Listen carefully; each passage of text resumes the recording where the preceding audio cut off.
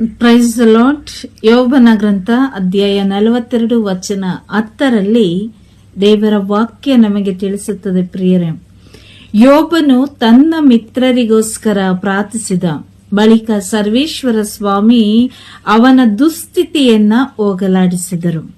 ಅವನ ಆಸ್ತಿಪಾಸ್ತಿಯನ್ನ ಮೊದಲಿಗಿಂತ ಇಮ್ಮಡಿಯಾಗಿಸಿದರು ಎಂಬುದಾಗಿ. ಪ್ರಿಯರೇ, ಇವತ್ತು ಯೋಬನಂತೆ ನಿಮ್ಮ ಒಳ್ಳೆತನವನ್ನ ನೋಡಿ, ನೀವು ಮಾಡುವಂತ ಒಳ್ಳೆಯ ಸೇವೆಯನ್ನ ನೋಡಿ, ನಿಮ್ಮ ಮಿತ್ರರೇ ನಿಮ್ಮನ್ನ ಹೀಯಾಳಿಸ್ತಾ ಇರ್ಬೋದು. ಯಾವುದೋ ಒಂದು ಸಮಸ್ಯೆಯಲ್ಲಿ, ಒಂದು ಕಾರ್ಯದಲ್ಲಿ ನೀವು ಸಿಲುಕಿಕೊಂಡಾಗ ಅಥವಾ ಒಂದು ರೋಗಕ್ಕೆ ನೀವು ಗುರಿಯಾದಾಗ ನಿಮ್ಮ ಮಿತ್ರರು ನಿಮ್ಮನ್ನ ಹೀಯಾಳಿಸಬಹುದು. ನಮ್ಮನ್ನ ಅತಿಯಾಗಿ ನಮ್ಮನ್ನ ದೂಷಿಸುವವರು, ನಮ್ಮನ್ನ ಅವಮಾನಪಡಿಸುವವರು ನಮ್ಮ ಆಪ್ತ ಮಿತ್ರರೇ ಆಗಿರ್ತಾರೆ. ಆದ್ದರಿಂದ ನಾವು ದೇವರ ವಾಕ್ಯದ ಮುಖಾಂತರ ದೇವರು ನಮಗೆ ಏನನ್ನ ತಿಳಿಸಿಕೊಡ್ತಾರೆ ಅಂತ ಹೇಳಿದ್ರೆ, ಯೋಬನು ತನ್ನ ಹೀನ ಸ್ಥಿತಿಯಲ್ಲಿರುವಾಗ ಆತನ 3 ಸ್ನೇಹಿತರು ಬಂದು ಯೋಬನಿಗೆ ಅನೇಕ ಪ್ರಶ್ನೆಗಳನ್ನ ಹಾಕ್ತಾರೆ. ಯೋಬನನ್ನ ಹೀಯಾಳಿಸ್ತಾರೆ. ನೀನು ದೇವರಿಗೆ ವಿರುದ್ಧವಾಗಿ ಏನೋ ಮಾಡಿಬಿಟ್ಟಿದೀಯಾ, ಅದಕ್ಕೆ ದೇವರು ನಿನ್ನ ಪ್ರಾರ್ಥನೆಯನ್ನ ಆಲಿಸಲಿಲ್ಲ, ನಿನಗೆ ಇಂಥ ಒಂದು ಹೀನಾಯವಾದ ಸ್ಥಿತಿಯನ್ನ ಕೊಟ್ಟಿದ್ದಾರೆ ಎಂಬುದಾಗಿ ಯೋಬನನ್ನ ಅನೇಕ ಬಾರಿ ಅವರು ಅವಹೇಳನ ಮಾಡ್ತಾರೆ. ಆಗ ಯೋಬ ತನ್ನ ಪರಿಸ್ಥಿತಿಯನ್ನ ಕಂಡು ಮರಗ್ತಾನೆ. ನೀವು ಏನ್ ಮಾತಾಡ್ತಿದ್ದೀರಿ ಎಂಬುದಾಗಿ ನಿಮಗೆ ಗೊತ್ತಿಲ್ಲ. ನಾನು ಒಂದು ವೇಳೆ ದೇವರಿಗೆ ವಿರುದ್ಧವಾಗಿ ನಾನು ಪಾಪ ಕಟ್ಟಿಕೊಂಡಿದ್ದೇ ಆಗಿದ್ದರೆ, ಅಥವಾ ದೇವರನ್ನ ಯಾವುದೇ ರೀತಿಯಲ್ಲಾಗಲಿ ನಾನು ಇನ್ನೊಬ್ಬರ ಮುಂದೆ ಬಿಟ್ಟು ಕೊಟ್ಟಿದ್ದೆ ಆದರೆ ನನಗೆ ಶಿಕ್ಷೆ ಒಳ್ಳೆಯದೇ. ಆದರೆ ನನ್ನ ಮನಸ್ಸಾಕ್ಷಿಯ ಪ್ರಕಾರ ನಾನು ಯಾವತ್ತೂ ದೇವರ ಹೆಸರನ್ನ ನಾನು ಮಿಸ್ಯೂಸ್ ಮಾಡ್ಕೊಂಡಿಲ್ಲ. ಕೆಟ್ಟದಾಗಿ ನಾನು ದೇವರ ಆ ಒಂದು ಕಾರ್ಯವನ್ನ ಬಳಸಿಕೊಂಡಿಲ್ಲ. ಯೋಬ ಎಷ್ಟು ಹೇಳಿದ್ರು ಆ ಮಿತ್ರರು ಕೇಳೋದೇ ಇಲ್ಲ. ತುಂಬಾ ಅವನನ್ನ ಅವಹೇಳನ ಮಾಡ್ತಾರೆ, ತಿರಸ್ಕಾರ ಮಾಡ್ತಾರೆ.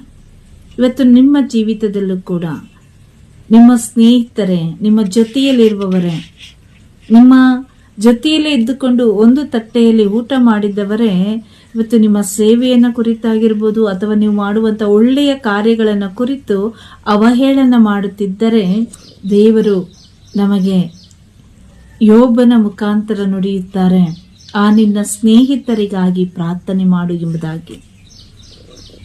ಯಾವಾಗ ನಮ್ಮ ಹೀನ ಸ್ಥಿತಿಯನ್ನ ಮರೆತು ಪರರ ಒಳಿತಿಗಾಗಿ, ಪರರ ಹಿತಕ್ಕಾಗಿ ನಾವು ಪ್ರಾರ್ಥನೆ ಮಾಡ್ತೇವೋ, ಆಗ ದೇವರು ನಮ್ಮ ದುಸ್ಥಿತಿಗಳನ್ನ ಹೋಗಲಾಡಿಸ್ತಾರೆ. ನಮ್ಮಲ್ಲಿರುವಂತ ಆಸ್ತಿಪಾಸ್ತಿ ಅಂತ ಹೇಳಿದ್ರೆ ನಮ್ಮಲ್ಲಿರುವಂತ ಒಳ್ಳೆಯತನ, ಸೇವೆ ಮಾಡುವಂತ ಆ ಒಂದು ಕಾರ್ಯಗಳನ್ನ ದೇವರು ಇನ್ನೂ ಅಧಿಕವಾಗಿ ಅವರ ಮುಂದೆ ಇನ್ನೂ ನಮ್ಮನ್ನ ಮೇಲಕ್ಕೆತ್ತುತ್ತಾರೆ. ಆದ್ದರಿಂದ ಯಾರೋ ಅವಹೇಳನ ಮಾಡಿದ್ರು, ಯಾರೋ ನಿಮ್ಮ ವಿರುದ್ಧವಾಗಿ ಮಾತಾಡ್ತಾ ಇದ್ದಾರೆ, ನಿಮ್ಮ ಸ್ನೇಹಿತರೇ, ನಿಮ್ಮ ಜೊತೆಯಲ್ಲಿರುವವರೇ ಅಂದ್ರೆ, ನೀವು ದೇವರಿಂದ ದೂರವಾಗುವ ಅಥವಾ ಸೇವೆಯನ್ನ ಬಿಟ್ಟು ಬಿಡುವ, ಸೇವೆಯಿಂದ ದೂರವಾಗುವಂತ ಕೆಟ್ಟ ಮನಸ್ಥಿತಿಯನ್ನ ಹೊಂದಬೇಡಿ. ಕಾರಣ ಇಬ್ರಿಯರಿಗೆ ಬರೆದ ಪತ್ರಿಕೆ 3ನೇ ಅಧ್ಯಾಯ 12ನೇ ವಚನದಲ್ಲಿ ದೇವರ ವಾಕ್ಯ ಹೇಳ್ತದೆ, ನೀನು ಎಂತ ಪರಿಸ್ಥಿತಿ ಬಂದರೂ ಕೂಡ ನಿನಗೆ ನಿನ್ನ ದೇವರನ್ನ ಬಿಟ್ಟಗಲುವಂತ ಕೆಟ್ಟ ಬುದ್ಧಿ ನಿನ್ನಲ್ಲಿ ಬರದಂತೆ ನಿನ್ನನ್ನ ನೀನು ಕಾಪಾಡಿಕೋ ಎಂಬುದಾಗಿ.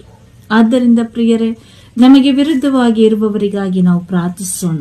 ಅವರು ನಮ್ಮ ಆಪ್ತ ಮಿತ್ರರಾಗಿರ್ಬೋದು, ಸ್ನೇಹಿತರಾಗಿರ್ಬೋದು, ಅವರು ಯಾರೇ ಆಗಿರಲಿ. ಅವರು ಮಾತಾಡಿದಾಗ ನಮಗೆ ಸಿಟ್ಟು ಬರೋದು, ಕೋಪ ಬರೋದು ಸಹಜ. ಆದರೆ ಎಸ್ ಸ್ವಾಮಿ ಹೇಳ್ತಾರೆ, ನಿನ್ನ ಶತ್ರುಗಳನ್ನ ಪ್ರೀತಿಸು, ನಿನ್ನನ್ನು ಪೀಡಿಸುವವರಿಗಾಗಿ ಎಡೆಬಿಡದೆ ಪ್ರಾರ್ಥನೆ ಮಾಡು ಎಂಬುದಾಗಿ. ಆದ್ದರಿಂದ ನಾವು ಅವರ ಮೇಲೆ ಕೋಪಗೊಳ್ಳೋದಕ್ಕಿಂತ, ದ್ವೇಷ ಮಾಡೋದಕ್ಕಿಂತ ಅಧಿಕವಾಗಿ ಅವರಿಗೋಸ್ಕರ ನಾವು ಪ್ರಾರ್ಥಿಸುವವರಾದರೆ ದೇವರು ನಮ್ಮನ್ನು ಬಹಳವಾಗಿ ಪ್ರೀತಿಸುವಂತ ದೇವರಾಗಿದ್ದಾರೆ. ನಮ್ಮನ್ನು ಅಧಿಕವಾಗಿ ತಮ್ಮ ಸೇವೆಯಲ್ಲಿ ಉನ್ನತವಾದ ಮಟ್ಟಕ್ಕೆ ತೆಗೆದುಕೊಂಡು ಹೋಗುವಂತ ದೇವರಾಗಿದ್ದಾರೆ. ಆದ್ದರಿಂದ ನಾವು ನಮ್ಮ ಮಿತ್ರರಿಗೋಸ್ಕರ, ನಮಗೆ ವಿರುದ್ಧವಾಗಿರುವವರಿಗೋಸ್ಕರ, ನಮ್ಮ ದುಸ್ಥಿತಿಯನ್ನು ಕಂಡು ಹೀನಾಯವಾದ ಮಾತುಗಳನ್ನು ಆಡುವವರಿಗೋಸ್ಕರ ನಾವು ಪ್ರಾರ್ಥನೆ ಮಾಡೋಣ. ದೇವರು ನಮ್ಮ ದುಸ್ಥಿತಿಯನ್ನು ಹೋಗಲಾಡಿಸಿ, ನಮ್ಮ ಹೀನ ಸ್ಥಿತಿಯನ್ನು ಹೋಗಲಾಡಿಸಿ, ನಮ್ಮ ಎಲ್ಲ ಆಸ್ತಿ ಪಾಸ್ತಿ ಲೌಕಿಕವಾಗಿ ಆಗಿರ್ಬೋದು, ಆಧ್ಯಾತ್ಮಿಕವಾಗಿ ಆಗಿರ್ಬೋದು, ನಾವು ಯಾವುದರಲ್ಲಿ ಸೋತು ಹೋಗಿದ್ದೇವೋ ಅದರಲ್ಲಿ ದೇವರು ಒಳ್ಳೆಯ ರೀತಿಯಲ್ಲಿ ನಮ್ಮನ್ನು ಎತ್ತಿ ನಮ್ಮನ್ನು ಬಲಪಡಿಸುವಂಥ ದೇವರಾಗಿದ್ದಾರೆ.